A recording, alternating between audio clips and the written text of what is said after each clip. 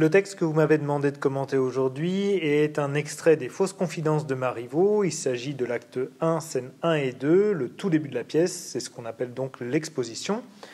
Les Fausses confidences sont une pièce qui a été créée en 1737, tout d'abord intitulée La Fausse confidence, puis Les Fausses confidences en 1738 avec beaucoup plus de succès. Il s'agit d'une pièce dans laquelle un maître et son valet vont mettre en place un certain nombre de stratagèmes afin de conquérir le cœur d'une dame jusqu'alors inaccessible, tout en déjouant les différents travers qui pourraient se mettre sur leur chemin. Ici, nous avons donc la scène d'introduction, la scène d'exposition, dans laquelle le but va être pour le dramaturge d'accrocher l'attention de son spectateur tout en lui présentant les éléments nécessaires à la compréhension de l'intrigue. Je passe ainsi à la lecture du texte. Ayez la bonté, monsieur, de vous asseoir un moment dans cette salle. Mademoiselle Marton est chez madame et ne tardera pas à descendre. Je vous suis obligé. Si vous voulez, je vous tiendrai compagnie, de peur que l'ennui ne vous prenne. Nous discourrons en attendant. Je vous remercie. Ce n'est pas la peine, ne vous détournez point. Voyez, monsieur, n'en faites point de façon. Nous avons ordre de madame d'être honnête. Et vous êtes témoin que je le suis. Non, vous dis-je. Je serais bien aise d'être un moment seul. Excusez, monsieur, et restez à votre fantaisie. Le début de cette pièce est donc l'occasion pour le dramaturge de présenter un certain nombre d'éléments nécessaires à la compréhension de l'intrigue. Et dans notre cas précis, il s'agit de mettre en place les différents stratagèmes qu'intègre la stratégie générale de conquête de la femme inaccessible. Cependant, le dramaturge en profite aussi pour prendre son spectateur au piège d'un certain nombre de topos qu'il s'agit pour lui de déjouer. En cela, nous essayerons de commenter ce texte avec le fil rouge suivant: en quoi cette exposition est-elle stratégique? Pour répondre à cette question, nous diviserons le texte en 3 mouvements. La scène première d'une part, dans laquelle il s'agit pour Dorante de renvoyer Arlequin pour être seul.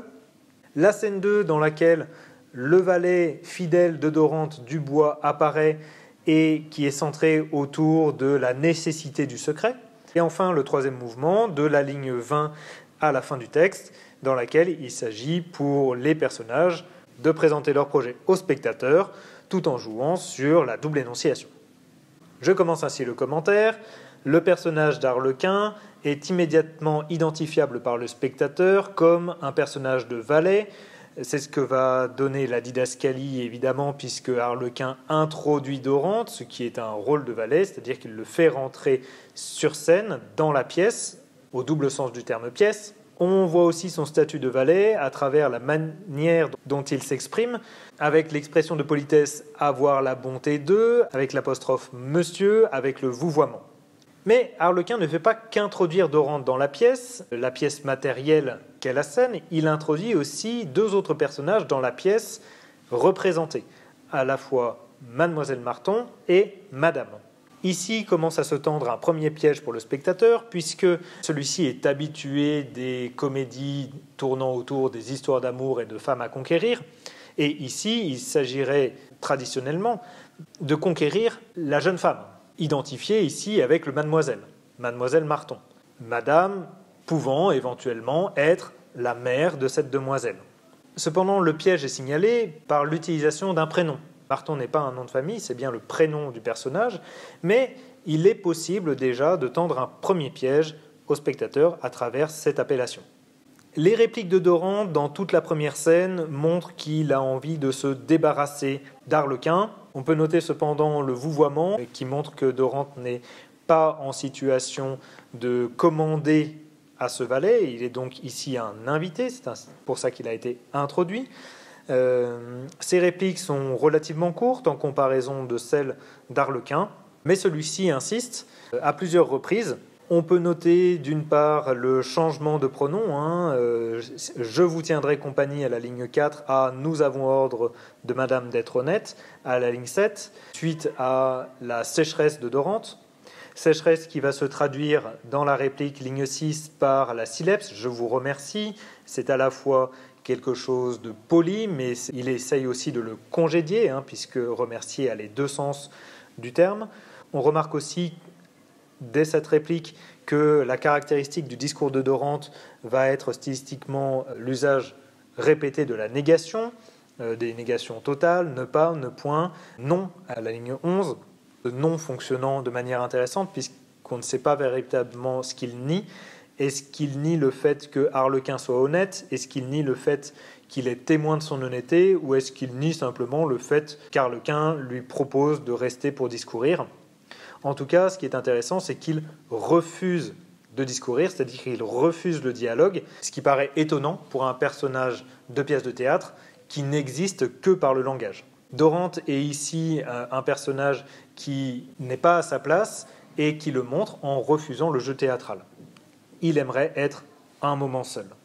Cependant, les sileps dans le discours d'Arlequin, notamment sur le thème d'honnêteté, il s'agit à la fois d'être un honnête homme, c'est-à-dire de pouvoir participer à la vie mondaine, proposer une discussion agréable, etc., mais aussi d'être un homme honnête, puisqu'il insiste sur le caractère véritable de son effort. Et autre sileps, à la fin de la scène, restez à votre fantaisie. Au sens propre de l'expression rester à sa fantaisie, c'est il peut rester autant de temps qu'il veut, mais rester à votre fantaisie, c'est une fantaisie d'être seul lorsqu'on est au théâtre, puisque le théâtre n'est que jeu de parole. Ainsi, cette première scène surprend le spectateur par un refus du jeu théâtral et un piège tendu à sa compréhension autour de la présentation première des personnages. Je passe ainsi à la scène 2 et à mon deuxième mouvement. Le personnage ne peut pas rester seul puisqu'il s'agit d'une pièce de théâtre et Dubois arrive. Il arrive, la didascalie précise, avec un air de mystère. Il est intéressant de rappeler l'étymologie du mot. Il s'agit du voile que l'on place sur une divinité pour en masquer les traits.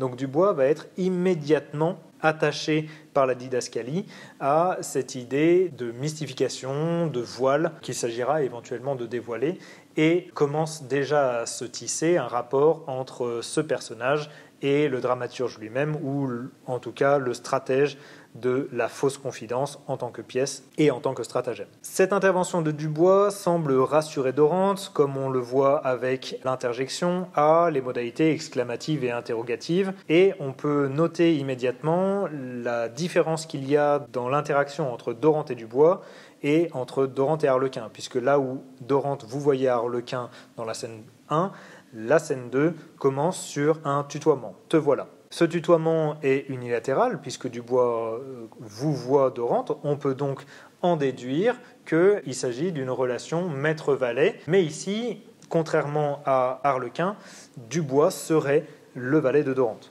Dorante va lui raconter la scène 1, va la résumer en une seule phrase. J'ai cru que je ne pourrais pas me débarrasser d'un domestique qui m'a introduit ici, qui voulait absolument me désennuyer en restant. En une seule phrase, il expédie le domestique en question, qui est relégué à un indéfini, un domestique. Cette première scène est annulée complètement par Dorante, comme si elle n'avait pas d'intérêt pour la pièce, et que finalement l'exposition commençait à partir de ce moment-là, ce qui va expliquer l'apparition d'un autre nouveau personnage, Monsieur Rémy.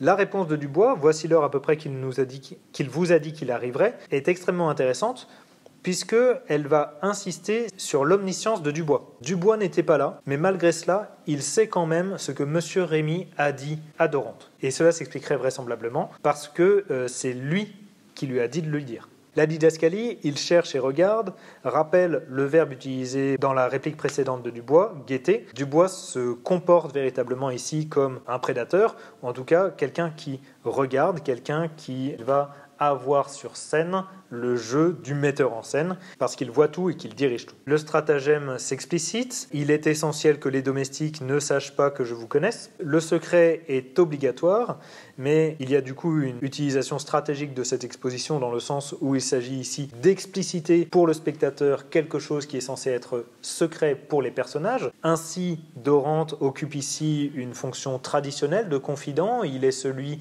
par lequel va se faire l'exposition à travers l'exploitation de la double énonciation. Cette double énonciation se poursuit à travers l'explicitation du lien de parenté entre Monsieur Rémy et Dorante, mais l'intérêt principal dans cette dernière réplique de Dubois pour notre mouvement sera dans le possessif, notre, vous n'avez rien dit de notre projet qui va accentuer le lien profond entre Dubois et Dorante à travers ce projet censé être secret. Et la réponse de Dorante, pas le moindre mot, va sceller le secret. Personne d'autre dans la pièce n'est au courant de ce qui va se dire ensuite. Par ailleurs, on retrouve toujours la caractéristique stylistique de Dorante à travers son utilisation récurrente de la négation. Ne personne, pas le moindre mot, etc.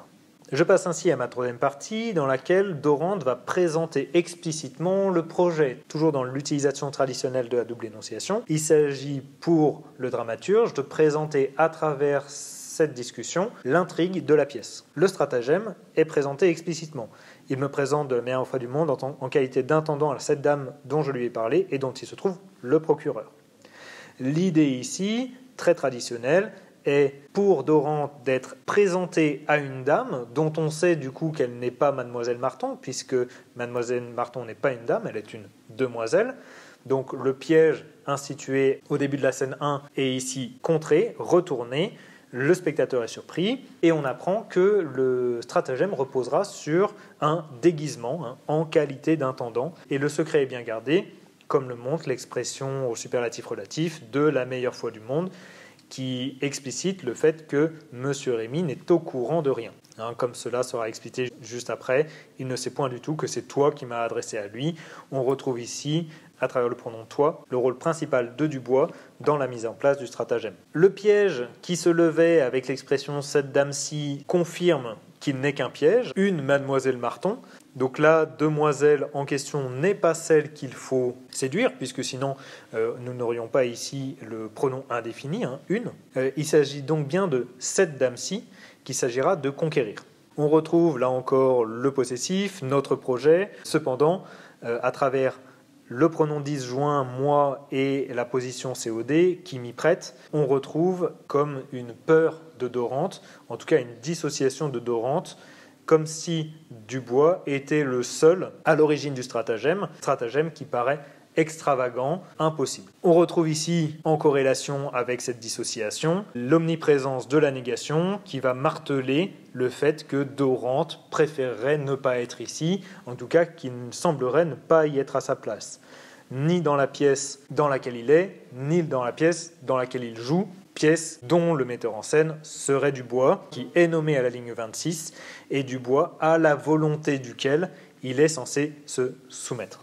Arrive ainsi, toujours dans la dynamique de l'exposition, la description de Dubois. Dorante explicite qu'il était son serviteur, qu'il n'a pas pu le garder vraisemblablement pour les raisons d'argent, mais qu'il est caractérisé par le zèle et par l'esprit.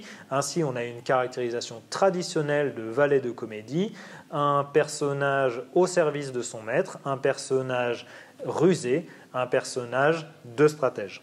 Ici, il est intéressant de noter le mot « fortune », et il était venu dans l'esprit de faire « ma fortune ». Fortune qui peut être compris en sileps ici, puisque la fortune de Dorante serait d'épouser la dame à laquelle il est présenté par l'intermédiaire de M. Rémy, par l'intermédiaire de Dubois. Mais dans le contexte, je n'ai pas pu te garder, le verbe récompenser, le nom reconnaissance, le mot argent, ligne 30, tout ça va faire résonner le mot fortune avec sa qualité pécuniaire, monétaire, et va commencer à interroger les véritables motivations de Dorante.